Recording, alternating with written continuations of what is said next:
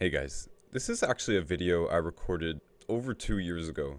This is after I made two videos, one about Ajax, Ontario, and the other one about Pickering, Ontario. This is a part 2 to the Pickering video. The only thing you need to really know about the part 1 is that I did confirm for sure that there was a house that I knew that was built recently by somebody I knew, and it had sunken windows. And when I saw it, I thought, I might be wrong here about construction, but I ran into my friend and he told me that it was indeed built on an old foundation. You guys built that blue house, right? Yeah, And there was a foundation already there? that's right. Interesting. Stone, cellar. And so that kicks off a lot of the investigation that I'm doing here in the second video. But there are also some more interesting points that I didn't get to make on this video because my computer crashed when I was making this video. And it took me a year to get another computer, and I forgot about this video, long story short.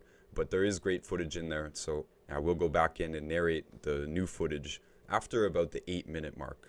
Okay, Pickering Part 2. We start our journey here up in Whitevale, which is one of the hamlets or isolated neighborhoods up in the north of Pickering. And I stop here at this little tourist thing that's set up for you to kind of look at. There's some signs and these pioneer buildings, and as I'm looking at these buildings, I really don't think these are Mudflood buildings. I think these are pioneer buildings, rebuilt pioneer buildings, and they're in quite good shape. And the plaques don't actually indicate these buildings are that old, which would align perfectly with the written history of the region, which to me isn't surprising, because this is essentially a version of the pioneer village, which is set up, of course, to educate the public.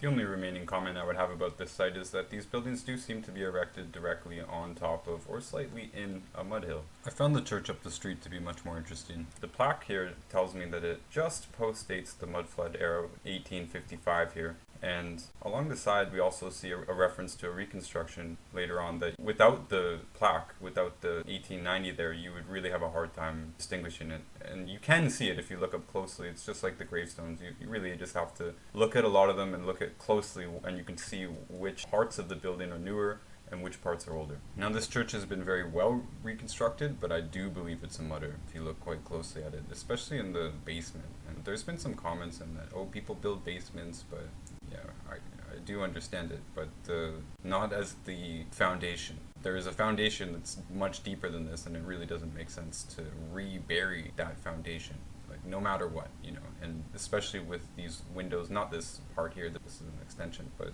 to have any window underground just doesn't make sense at all. And if it was buried by any event, or if it was a gradual thing, then in the books that are taught to engineers, which I've looked into, and I can't find anything on architects or land developers or anything that specifically teaches protocol on what to do with buried windows and buried doors, but it has been done all over the region and all over the world, and presumably it's still done in modern times somewhere, somehow. So I'm not quite sure where the people are learning how to do this, or if they consciously know why it's even necessary. This really is a really nice building though for 1855, and in context of the period in the history of Pickering and Scarborough and Whitby, this was again a very simple time, and so we are led to believe that very substantial resources and very substantial skill set in a very harsh climate, in a very demanding place in which the summer is the primary time to get things done. You know, they put the resources into building these buildings more or less as soon as they were set up. Well, bam, they show up and they start making these awesome buildings mixed in among with these supposed pioneer buildings, which if you compare this building to the ones that we looked at earlier, the little pioneer shacks there, I mean, we could build the pioneer shacks, meaning me and a handful of people, you and a handful of people, but I really, really highly doubt that we could put this together, even with elaborate reconstructions at later ages. And so I'm not saying that this building is not possible to build by any means. Obviously it has been built. I'm saying that there was not really any technology at this period, and during this period these people that are said to have constructed these structures, which are pretty much unanimously of the same design and construction in all these regions, these people were farmers, these people were millers, these people had huge families, you know, they drank copious amounts of alcohol. It's just not adding up in the 3-4 months that they really have of amicable weather to build things, that they're going to be building very nice buildings, civic buildings, instead of, you know, tending their lands and their families and dealing with everything that they need to deal with. So we're here at the grave sites, and we're just looking at nothing comes up here pre-Mudflood, as I would not expect it to based on the plaque. I did also want to mention that in the history, none of these churches, to my knowledge, were sponsored by the state or any large organizations of any kind. So it's not like the Pope came in and he gave a bunch of money for them to build all these nice churches, and regardless of its function, is essentially the same. So the history is telling us that different groups of people throughout this region all built the same type of architecture in the same way, all at around the same time, for a huge variety of functions, from homes to post offices to bars to churches to schools, and there's very little difference between any of the actual buildings. And the record indicates that most of these buildings, when they were paid for, they were paid for very cheaply. These were very frugal people, and they got things done apparently in a very cost-effective manner. And again, by all accounts, their lives were very difficult. That pretty much is the gist of the historical record, is people individually and together dealing with a very harsh environment. You can see here the completely buried window in amongst the pioneer wall as it appears. And it's very interesting to me that that brick was actually newer, it appeared, than the stone brick wall foundation. So that's a reconstruction, which goes to show the overall strength of the sub-foundations of a lot of these buildings. Because whether it's a very well done reconstruction as in the civic buildings, or a very poor reconstruction as done by this presumably private dwelling, as there was a private property sign at the front, shows that they almost always retained those vertical features in the windows and doors in the original entrances. They rarely brick them up or cover them completely. They often use them for ventilation or some modern purpose, such as holding an air conditioner unit. But it's interesting to me that you can still find those vertical bricks, and even when they go in and rebuild it, they put those vertical bricks in rather than, making it part of a new wall. And when you start to see past the siding and you start to realize that these buildings are all essentially the same, it's just so interesting to me to find those sunken windows almost everywhere you go. As I leave this little pioneer area, I start to see much more buildings that look like the church, with the red brick standard and the white decorative brick around the corners and the windows, and of course the buried windows. This white building here has been heavily reconstructed on record, and even recently, and I remember it even being under recent construction, and there's very little, if any, signs that it was a mutter. It could potentially have been built by the pioneers. I see no reason why not. But these ones here are much more interesting to me. And it's much more interesting that they do have that pioneer stone foundation, which would have been rebuilt. I mean, when you really think about it and you look at this window configuration, you ask yourself, would you really build those bottom windows right into your foundation? And then those offset middle windows that don't even match the size of the other existing windows. It definitely looks to me like those stones are a new foundation on top of an old one.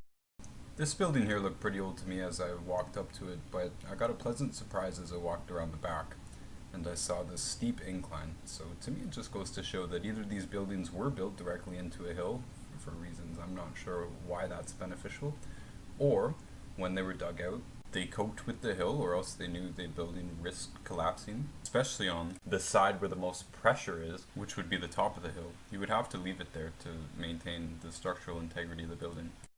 Okay, so this is where the original audio ended, but there is some more interesting things coming up. This little building here, the only thing I wanted to note about it was that a lot of these red brick buildings have been converted into some of the earliest infrastructure, like electrical stations and plumbing stations, water transfer stations, things like that, and even little ones like that. And here I'm actually looking at sunken windows on my mom's house, and her area, I know from old pictures, was developed not that long ago, in the 70s. And so these, in my opinion now, my growing opinion, is that these are all old foundations that new builders were just taking advantage of. They salvaged all of the buildings that they could. They reestablished all of the foundations that they could. And, they took the best buildings for the banks and the schools and all that stuff, post office. And then there was a bunch of foundations left, I'm sure. And especially since right now where we're looking, we're downhill basically from a lot of the countryside that we were looking at earlier, and you'll see a lot of single standing old buildings like these ones we're looking at here out in the country, but in the suburbs not so much. It seems there was just a bunch of foundations left over, and then some of the more impressive constructions. Now coming up right here, this is interesting to me because this is definitely a pioneer building, and it's definitely been mud flooded, and there's definitely nothing written about this in the pioneer history. Nobody recorded any kind of a mud flood. Nobody recorded any kind of an accumulation. Nobody woke up one day and the first story of all the buildings they just built were buried. Why did nobody write about this? I don't know. But this is definite, to me, proof that there's been multiple mud floods, because in my video, Who Built the Red Brick Buildings, I concluded that the red brick buildings were definitely built and definitely flooded by 1800. To me, this means that there was a settlement wave that built pioneer type buildings that also got mud flooded. And why do I say this with confidence? Because a lot of the red brick buildings have reconstructions in the pioneer style. And as we saw a little bit earlier, there is quite clear, distinct red brick style building underneath a pioneer exterior. So I'm not going to go through all of the footage that I shot, but I'm showing that there's a lot of these old abandoned houses that look like maybe they were built in the 20th century, but they definitely have signs that they are sitting on very old foundations. And they're in amongst, if you just look around these areas, they're in amongst red brick buildings. Some of them have new siding, but a lot of them don't. A lot of the old farmhouses don't. As you drive around the country too, you see a lot of them in states of decay. That's quite interesting, and you can see that the red brick buildings, there's nothing really miraculous about them. They're built with the same materials that we're used to. They're just done in a very high quality way, and they've experienced what seems to be 2 mud floods that we do not have an explanation or a history for.